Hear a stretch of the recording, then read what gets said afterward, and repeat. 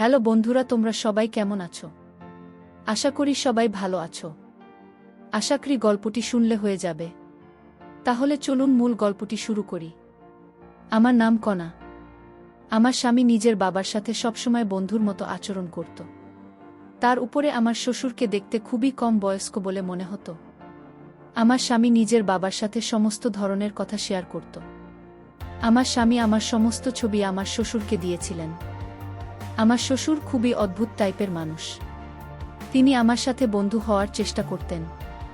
আমি যখনই আমার স্বামীর কাছে শ্বশুরের ব্যাপারে নালিশ করতাম তখন ও আমাকে বকে দিত আর বলতো আমার বাবা খুবই ভালো মানুষ। আর এই ভাবনাটাই আমার স্বামী সবচেয়ে ভুল ছিল। এই ভাবনাটা একদিন আমার শ্বশুর আমার সাথে এমন কিছু করে যার ব্যাপারে শুনলে বন্ধুরা তোমাদের মাথাটা নষ্ট হয়ে যাবে। আমি একটা মিডল ক্লাস ফ্যামিলি মেয়ে। আমাদের ফ্যামিলির সবাই খুব সংস্কারী, তাই আমিও খুব সংস্কারী ছিলাম। আমি কখনো কোনো কারণে বাড়ি থেকে বের হতাম না। সবসময় আমি আমার পিতামাতার সাথে বাড়ি থেকে বাইরে বের হতাম। আমরা 4 বোন আর 2 ভাই ছিলাম। সমস্ত ভাই বোনের মধ্যে আমি বড় ছিলাম, তাই বিয়ের নম্বরও আমার প্রথমে এলো। আমি খুব বেশি সুন্দরী হওয়ার কারণে যেখানে যেতাম সেখানেই কেউ আমাকে দেখলেই পছন্দ করেনি তো। কেননা আমি খুব সিম্পল ভাবে থাকতাম, কখনোই বেশি মেকআপ করতাম না। মেকআপ ছাড়াও আমাকে দেখতে খুব সুন্দর লাগতো। লোকজন বলতো, যখন তোমার বিয়ে হবে আর তুমি পুরো মেকআপ করবে, তখন তুমি এক টুকরো চাঁদের থেকে কম লাগবে না। আমি সবসময় স্বাভাবিক ড্রেস পরে থাকতাম। বাড়ির লোকেরা কখনোই আমাদের মেয়েদের খুব বেশি স্বাধীনতা দেয়নি, আর না তো কখনো আমাদের ফ্যাশন ড্রেস পরতে দিত। আমি সবসময় সাধারণভাবে থাকতাম।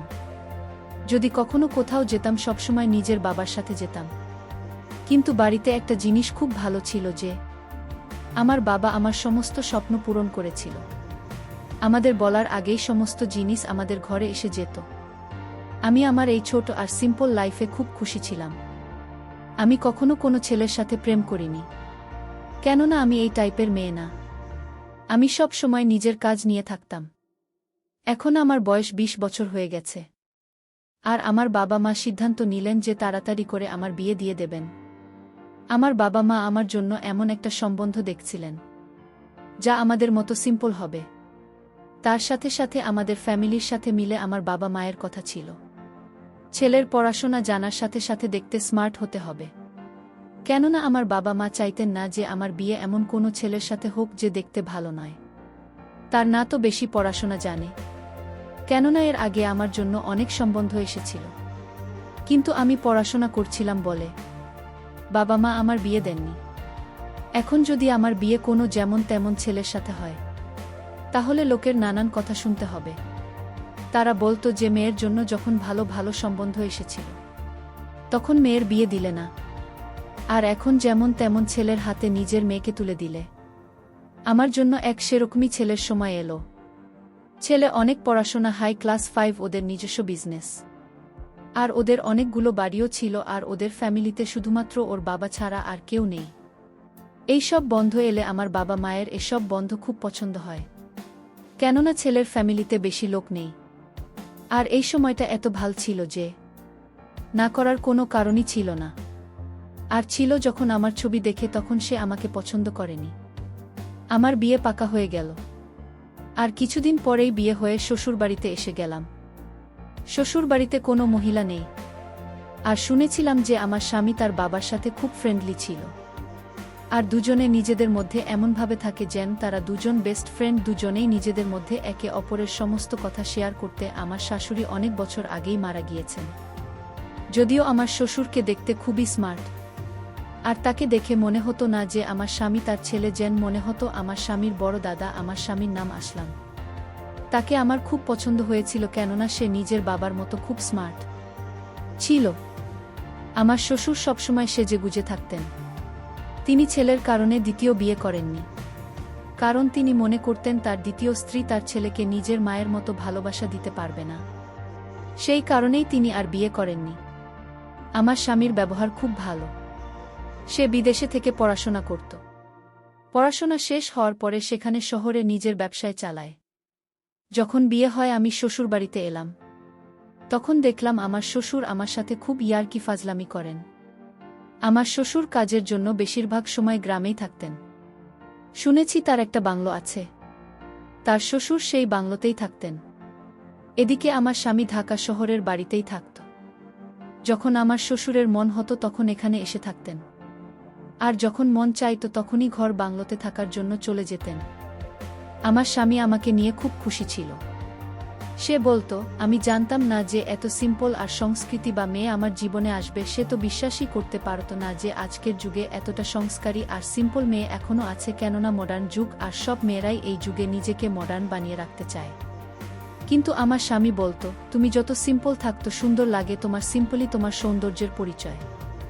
আমার শ্বশুর আমাদের বিয়ে উপলক্ষে ঢাকায় এসেছিলেন। বিয়ের 7 দিন পরেই শ্বশুর আমার স্বামীর হাতে হানিমুনে যাওয়ার জন্য ইউরোপের টিকিট ধরিয়ে দিন। আমার স্বামী শ্বশুরের সারপ্রাইজ পেয়ে খুব খুশি হয়। এরপরে আমরা ফ্রান্সে হানিমুনে চলে এলাম। এখানে যখন আমরা এলাম, আমি আমার শ্বশুরের ফেসবুক পেজ চেক করে দেখলাম তার অনেক ফলোয়ার, যার মধ্যে বেশিরভাগ নিয়ে তার এত ভালো ভালো ছবি আপনি ছিল যে তাকে দেখে কেউ বলতে পারবে না যে উনি একজন বয়স্ক মানুষ।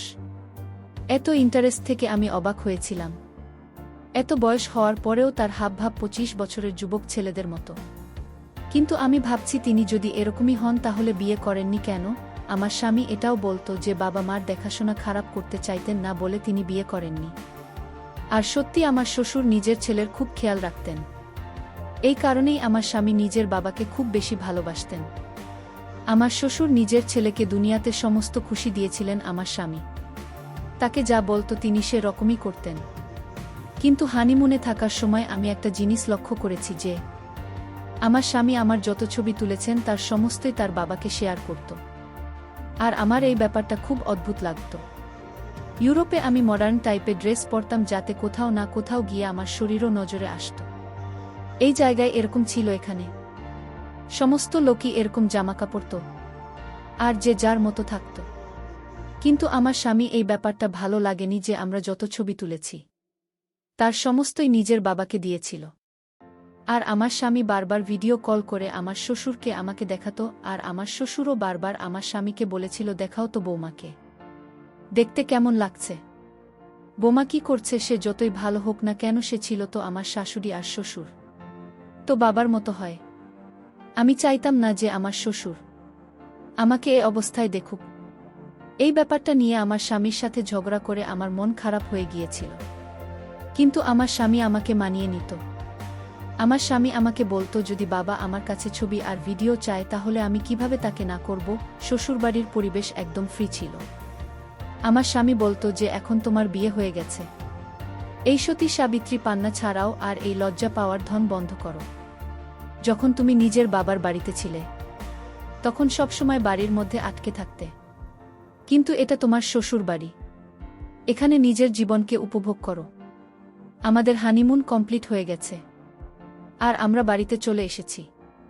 যখন আমরা বাড়িতে এলাম তখন আমার শ্বশুর আমাদেরকে দেখে আমার স্বামীকে ধরে কাঁদতেছিল। এরপরে তিনি আমার দিকে ও গলা মেলার জন্য এগিয়ে আসছিলেন। আমি তাকে থামিয়ে দিল, আমার পিছনে সরে এলাম। আমার এই ব্যবহার আমার স্বামীর ভাল লাগেনি, কিন্তু শ্বশুর এই ব্যাপারটা হেসে কাটিয়ে দিলেন আর তিনি পিছনে পিছিয়ে গেলেন। কিন্তু আমি লক্ষ্য করলাম আমার স্বামী আমার দিকে ঘুরছিল। আমি শ্বশুরের সাথে কোনো কথা না বলে নিজের ঘরে চলে গেলাম।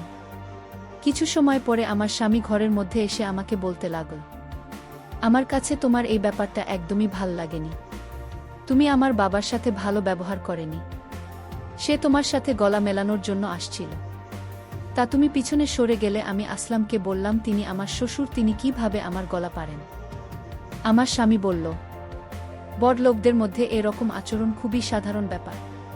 তুমি কিভাবে জানবে? তুমি তো সারা জীবন ঘরের মধ্যে বন্ধ থেকে জীবন কাটিয়ে দিয়েছে।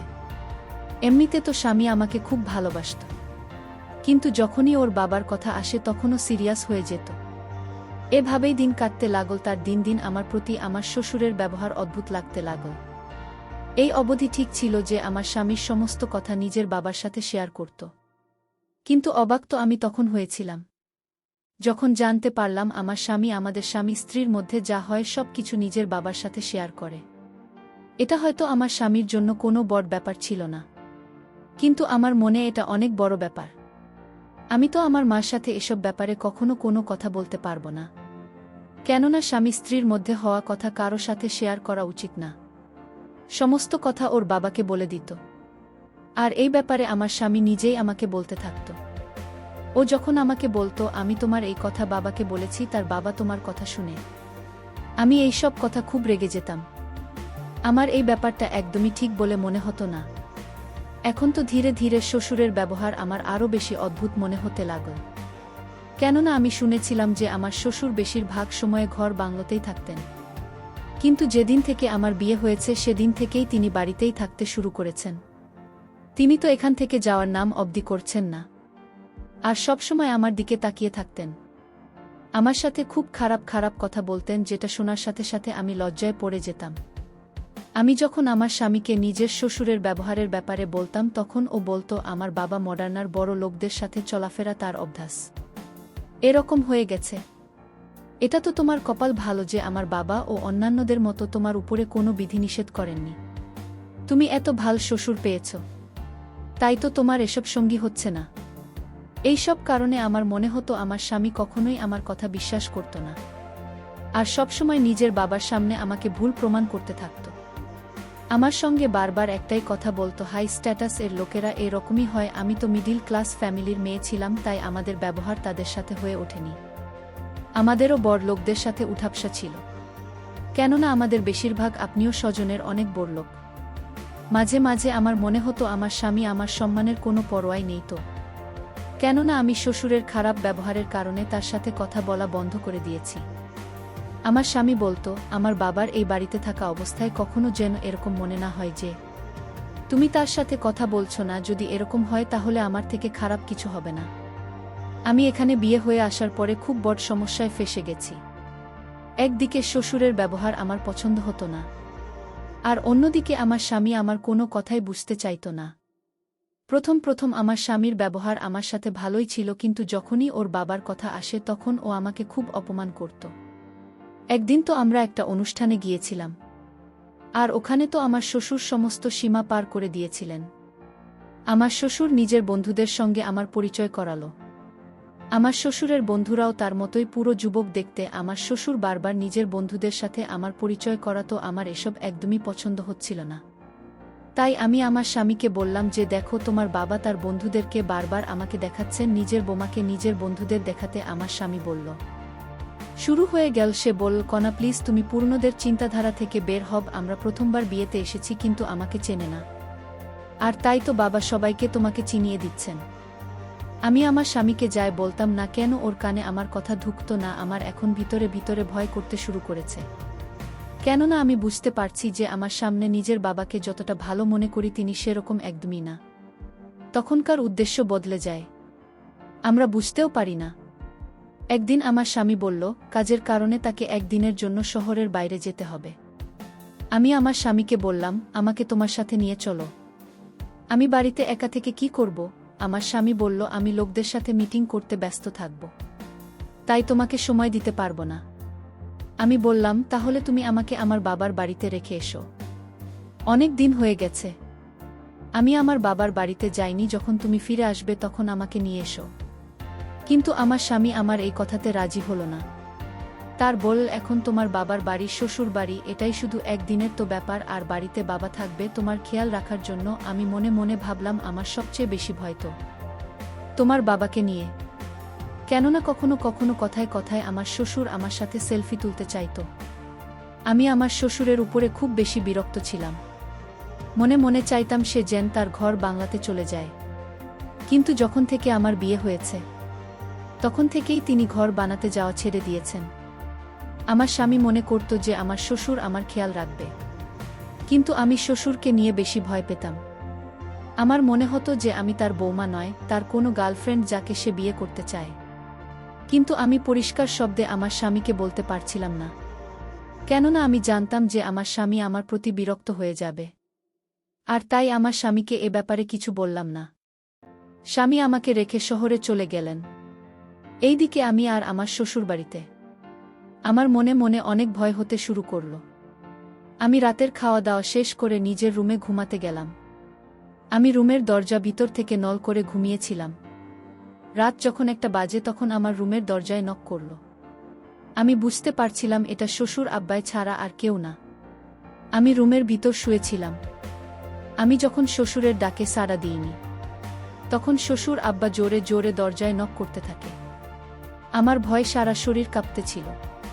আমি দরজায় আওয়াজ পেয়ে আমি বলেছিলাম, কে? শ্বশুর আব্বা বলল, বোমা, আমি তোমার শ্বশুর আব্বা। দরজাটা একটু খোল।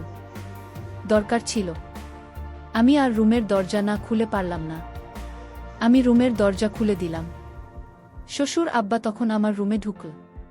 আমি বললাম, শ্বশুর আব্বা, এত রাতে আমার রুমে কেন আসলেন? শ্বশুর আব্বা বললেন, কেন, তোমার রুমে আসতে কি আমার মানে আছে? শ্বশুর আব্বা বলল, বোমা, আজ বাড়িতে কেউ নেই। আমি এতদিন যে মনের ভিতর আশা লালন পালন করে যাচ্ছি, আজ তা পূরণ হবে। আমি বললাম, কিসের আশা? আপনি এসব কি বলছেন? আপনি ভুলে গেছেন আমি আপনার বোমা। আপনি নিজের স্থানে থাকুন। আমার স্থানে আসার চেষ্টা করবেন না। তাহলে আপনার ছেলে বাড়িতে আসলে কিন্তু আপনার সমস্যা হবে। শ্বশুর আব্বা একটা হাসি দিয়ে বললেন, তুমি আমার ছেলেকে সত্যি কথাটা বললেও সে বিশ্বাস করবে না। এই কথা বলতে আমি শ্বশুর আব্বাকে একটা জোরে ধাক্কা মেরেছি। শ্বশুর আব্বা দেওয়ালে গিয়ে চাপ খেল। সুরের মাথায় আঘাত লাগে। আর এই সুযোগে আমি বাড়ি থেকে পালিয়ে চলে আসলাম। যে বাড়িতে বোমার কোনো মান সম্মান থাকে না, আর সেই বাড়িতে আমিও থাকব না। তারপর আমি শ্বশুরের সমস্ত কিছু উল্লেখ করে স্বামীর কাছে পাঠিয়েছিলাম। আর আমি তাকে ডিভোর্স লেটারটাও পাঠিয়ে দিলাম। আমি বুঝতে পেরেছিলাম আমার সংসার এই ঘরেই হবে না। কারণ যে শ্বশুর আর স্বামীর মধ্যে কোনো পার্থক্য নাই, বোমাকে স্বামীও পেতে চায়, আবার শুরু পেতে চায়, এটা কোনোভাবে সম্ভব ছিল না আমার পক্ষে। কারণ আমার মা বাবা এই ধরনের শিক্ষা আমায় দেয়নি। প্রিয় বন্ধুরা, গল্পটি ভালো লাগলে অবশ্যই কমেন্ট করে জানাবেন। আর নিয়মিত এমন আলাদা স্বাদের গল্প শুনতে ভিডিওটিতে লাইক এবং চ্যানেলটিকে সাবস্ক্রাইব করে সাথেই থাকুন। আর হ্যাঁ, নোটিফিকেশন বেলটি অল করে রাখবেন, যাতে পরবর্তী গল্প সবার প্রথমে আপনাদের কাছে পৌঁছে যায়। ধন্যবাদ বন্ধুরা। ধন্যবাদ সবাইকে।